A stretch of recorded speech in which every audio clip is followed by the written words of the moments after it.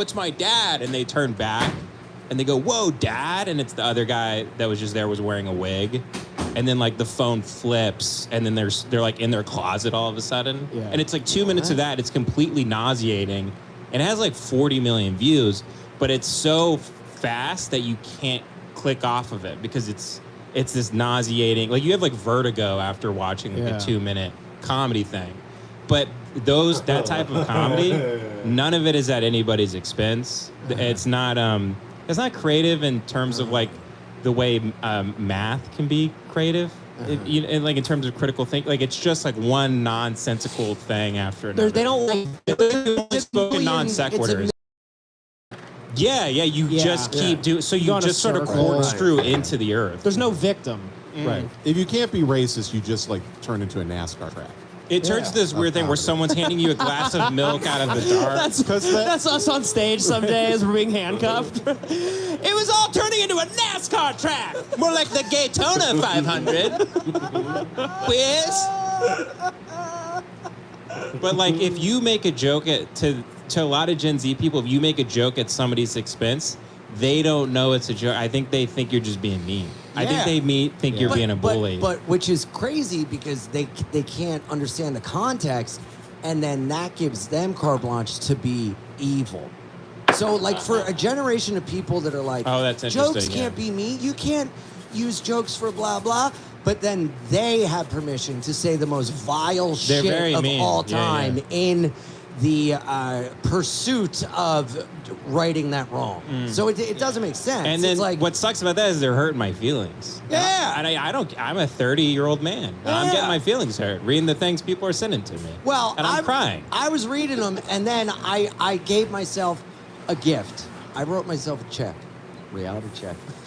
And that reality check, God damn was that good enough to not make fun of anyone, you little fucking monosyllabic queers? So you guys soy into that one? Huh? You soy into that one? Because yo soy Ian. Cringe, Ian, cringe. Ian, that's cringe. No, but I took a step back and like I just had to like be present in the moment and go, I'm in McAlester, Oklahoma.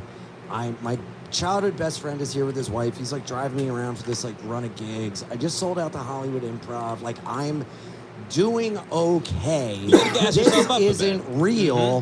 What is real is this, that, and the other. This is just insane buzzing of flies to me. When I look at it, it always feels like people trying to speak for hundreds of years of existence with like zero sense of history. Yeah. Or, like it's very they act like they don't look into anything beyond what 2016 they grew up to with, now. But then they want to tell everybody that's lived through that. It's like they don't have it's like they don't understand that people have lived longer than them. But I could say the same thing about my generation, I guess. But I don't know. I grew up like caring. I didn't want to look like an out of touch asshole, so I looked into old shit.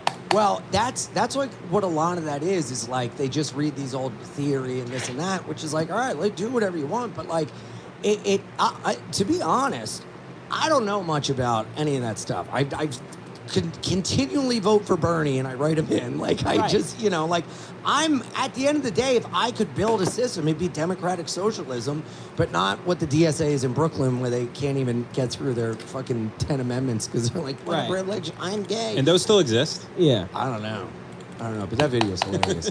When they're like, stop the hissing. It is like a competition to see who's the most retarded person in the room. Yeah. But I will say, the funniest part is that became this huge discourse and dialogue on communism and socialism, and people are like learning and sharing books. And I'm like, did I really just start this fucking dialogue? That's interesting. And you're like Bo Burnham. I am Bo Burnham. Yeah. I'm a depressed fucking faggot. And come on, guys, we're joking on the show. No, the man's got to breathe. He's got to come up for air.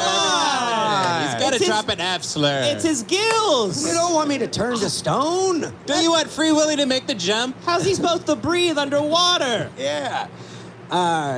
So I fucking, I was reading some of this stuff and I was like, oh, that's a pretty good point. So it did, I do I am open to understanding things in a different way. I wasn't doubling down like, I'm a capitalist, you're a commie, blah, blah. I was just doubling down like, no, I'm funny, you're not.